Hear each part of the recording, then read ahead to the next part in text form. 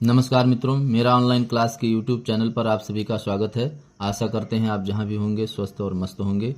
मित्रों, मैंने अपने पिछले वीडियो में आपको भारतीय इतिहास के स्रोत के संबंध में बताया। इसमें हम लोगों ने जो पुरातात्विक स्रोत थे उसमें कॉइन्स तक का पढ़ लिया था, यानी सिक्के। लेकिन सिक्कों को हमने कंप्लीट नहीं किया था। आज हम सिक्कों को पढ़ेंगे और उससे आगे जो भी पुरातात्विक स्रोत हैं इतिहास जानने के, जैसे कि अभिलेख है, भवन हैं, मंदिर हैं, और उसके बाद में मस्जिद है, चित्रकारी है, फिर मृदुभांड है, इसके संबंध में इस वीडियो में जानकारी प्राप्त करेंगे। यदि आप हमारे चैनल पर नए आए हैं तो कृपा करके वीडियो को लाइक कर दीजिए, चैनल को सब्सक्राइब कर लीजिए, ताकि मेरे द्वारा जो भी वीडियो बनाया जाए वो आपको सबसे पहले प्राप्त हो। आइए प्रारंभ करते हैं। मित्रों, एक बार रिपीट करते हैं। सिक्कों का जो प्रचलन है वो हमने आपको बताया था कि महाजनपद काल से प्रारंभ होता है, जबकि उससे पहले सिंधु घाटी सभ्यता और पाषाण युग था जिसमें कोई सिक्का नहीं चलता था। मित्रों, वैदिक काल में निष्क और शतमान का प्रयोग हो रहा था। फिर इसके बाद में आता है मौर्य काल। आइए प्रारंभ करते हैं। मित्रों, मौर्य काल में पण, जिसको हम अंग्रेजी में PANA पना शब्द से जानते हैं। मित्रों, यह सिल्वर का यानी कि चांदी का बना हुआ सिक्का होता था, मेड बाय सिल्वर, इसका बना होता था। ये जो आहत सिक्के महाजनपद काल में जो चलाए गए थे, पंचमार्क वाले सिक्के, उसी का ही यह एक रूप था। यानी इसको हम लिख सकते हैं आहत सिक्कों का एक रूप था। ये जो आपका पण चला मौर्य काल में, ये आहत सिक्कों का ही एक रूप था, पंचमार्क के ही जैसा था, यानी कि किसी न किसी वस्तु का चिन्ह बना होता था। ये सिल्वर का बना होता, यानी चांदी का। सिल्वर को हम चांदी बोलते हैं, चांदी का। मित्रों, उसके बाद आता है उत्तर मौर्य काल, यानी जब मौर्य काल की समाप्ति होने लगी तो ये आपका कहलाता है उत्तर मौर्य काल। उत्तर मौर्य काल की स्थिति ये थी कि इसमें इंडो ग्रीक आए, यानी जो हिंद यूनानी, इस काल में हिंद यूनानी लोग आए। हिंद यूनानी को मित्रों इंडो ग्रीक बोलते हैं। ये जो इंडो ग्रीक जब आए तो इन्होंने सोने के सिक्कों की ढलाई प्रारंभ की, जिससे भारत में सोने का सिक्का शुरू हुआ।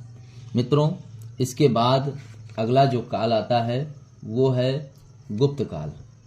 गुप्त काल से पहले मित्रों कुषाण जो राजा थे, कुषाण राजा या कुषाण काल कह लीजिए, कुषाण काल। तो मित्रों, कुषाण काल में सबसे शुद्ध सोने के सिक्के चलाए गए। कुषाण काल को हम बिबकटफिसस बोलते हैं। वो जो राजा थे, इनमें कनिष्क एक राजा का नाम था। सबसे शुद्ध सोने का सिक्का चलाया। जैसे आज 24 कैरेट के गोल्ड को सबसे शुद्ध माना जाता है, इसी तरह से कनिष्क राजा ने सबसे शुद्ध सोने का सिक्का चलाया। वैसे तो सोना सिक्के के रूप में तभी ढाला जा सकता है जब उसमें कुछ न कुछ कॉपर यानी तांबा मिलाया जाए, अन्यथा वो बहुत ही मुलायम है, जल्दी मुड़ सकता है। तो सबसे शुद्ध सोने का सिक्का चलाया कनिष्क राजा, जो कुषाण काल का था, कुषाण का राजा था। इसके बाद आता है गुप्त काल। गुप्त काल में मित्रों आपका दिनार चला।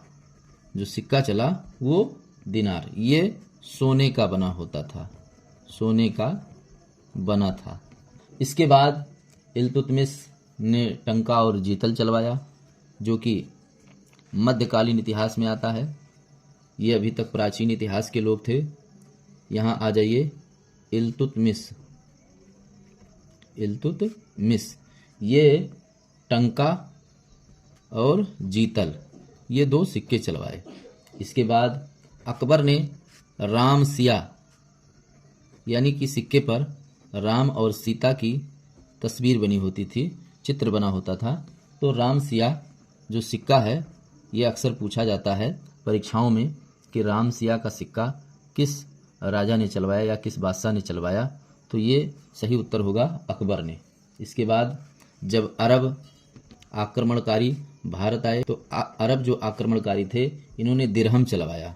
दिरहम के नाम से सिक्का चलवाया। तो ये था मित्रों सिक्के, जिससे हमें प्राचीन इतिहास जो भारत का है, मध्यकालीन इतिहास जो भारत का है, उसके संबंध में जानकारी प्राप्त होती है। मित्रों, मेरा दूसरा पॉइंट था वो था अभिलेख। अभिलेख, इसके द्वारा भी हमें भारतीय इतिहास की जानकारी मिलती है। इसको अंग्रेजी में इंस्क्रिप्शन बोलते हैं। मित्रों, इसके द्वारा भारतीय इतिहास के संबंध में जानकारी प्राप्त होती है। तो अभिलेखों का जो अध्ययन होता है उसे पुरालेख शास्त्र कहते हैं। अभिलेखों का अध्ययन, लेखों का अध्ययन पुरालेख शास्त्र। मित्रों, आप पेन और कॉपी लेकर के नोट करते रहिए। नोट्स जब बनाएंगे तो इसे आप दोबारा पलटकर देखकर बेहतर जानकारी ले सकते हैं। तो पुरालेख शास्त्र कहा जाता है। मित्रों, इसमें 3 प्रकार के लेख लिखवाए गए। 3 प्रकार के लेख मिलते हैं, जिनमें एक है आपका शिलालेख। शिलालेख यानी सीधे पत्थरों पर लेख लिखवा दिए, इसको हम रॉक एडिक्ट्स बोलते हैं।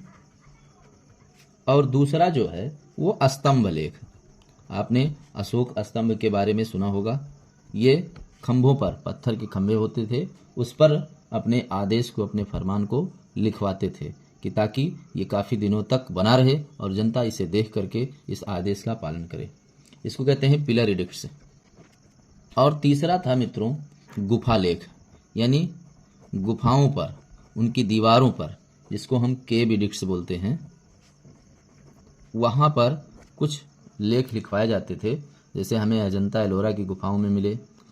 शिलालेखों में तमाम प्रकार के, जैसे आपके लुम्बिनी में जो महात्मा बुद्ध के पिताजी थे, जो राजा थे, उन्होंने शिलालेख लिखवाया और उससे पढ़ करके बाद में उस समय के इतिहास की जानकारी मिलती है। सबसे पहले मित्रों, जो सबसे पहले हमें लेख मिला वो बोगज कोई अभिलेख है। सबसे प्राचीन अभिलेख बोगज कोई अभिलेख है। ये अक्सर पीसीएस जैसे एग्जामों में पूछा जाता है कि सबसे प्राचीन अभिलेख कौन सा है, तो उसका नाम है बोगज कोई। मित्रों, ये सबसे पहले हमें टर्की में प्राप्त हुआ। टर्की में प्राप्त हुआ, जिसको आज हम तुर्की के नाम से जानते हैं। तुर्की, वहाँ पर मिला। इसमें था क्या चीज़? इसमें मित्रों वैदिक देवताओं के नाम मिले। वैदिक देवताओं के नाम मिले, जिनमें 4 देवताओं के नाम एक नंबर पे हैं इंद्र, दूसरे नंबर पे मित्र, तीसरे नंबर पर नासत्य और चौथा जो नाम है वो है वरुण। इन देवताओं के नाम मिले। मित्रों, उस समय कोई राजधानी नहीं थी। किसने लिखवाया ये ज्ञात नहीं है, लेकिन ये जो लेख मिला है बोगज कोई, ये 1400 BC यानी कि before the birth of Jesus Christ 1400 BC में प्राप्त हुआ है। ये है मित्रों इस जो बोगज कोई है उसके इतिहास, उसके लेख का इतिहास। वैसे संसार का जो पहला राजा था जिसने लेख लिखवाया, उसका नाम है, हकमनी वंश का राजा था डेरियस प्रथम।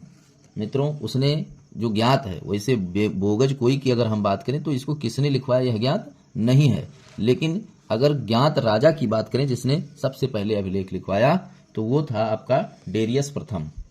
सबसे पहले अभिलेख लिखवाने वाला राजा, तो इसका जो उत्तर होगा वो होगा डेरियस प्रथम। मित्रों, ये जो राजा था वो, इसको दारा प्रथम भी बोलते हैं, ध्यान दीजिएगा। दारा प्रथम ये आपका ईरान का राजा था, जो हकमनी वंश का, हकमनी वंश का ईरान का राजा। ईरान आप लोग जानते होंगे, ईरान देश है, वहाँ हकमनी वंश का जो राजा था डेरियस प्रथम या दारा प्रथम, उसने सबसे पहले अभिलेख लिखवाया। और अगर भारत की बात की जाए कि भारत में सर्वप्रथम अभिलेख किसने लिखवाया, तो वो थे सम्राट अशोक। भारत में सबसे पहले अभिलेख लिखवाने वाला राजा सम्राट अशोक थे। अगर भारत के इतिहास की बात की जाए तो सम्राट अशोक ने सबसे पहले अभिलेख लिखवाया, और अगर विश्व की बात की जाए तो डेरियस प्रथम यानी दारा प्रथम। मित्रों, अभिलेखों से हमें बहुत सारी बातों की जानकारी मिलती है, जैसे उस समय के राजा का शासन, क्षेत्र विस्तार, समाज, अर्थव्यवस्था और राजनीति। इन सब के विषय में हमें उस समय की जानकारी मिलती है एक अभिलेख से। भाई उस राजा का शासन कैसा था, क्योंकि वह अपने एडमिनिस्ट्रेशन को शिलालेखों या स्तंभ लेखों या गुफा लेखों के माध्यम से उत्कीर्ण करवाते थे। उस समय का समाज कैसा था, अर्थव्यवस्था कैसी थी, राजनीति कैसी थी, इन सब की, भाई राजनीति जिस प्रकार के उस पर आदेश लिखवाए जाते थे उससे यह ज्ञात होता था कि उस समय की राजनीतिक व्यवस्था क्या थी। तो इस प्रकार से हमें अभिलेखों से उस समय की जानकारी मिलती है। मित्रों, अपने अगले वीडियो में हम इसके अगले पॉइंट पर चर्चा करेंगे। आशा करते हैं वीडियो आपको पसंद आया होगा। वीडियो को लाइक, सब्सक्राइब और शेयर करना ना भूलें। धन्यवाद।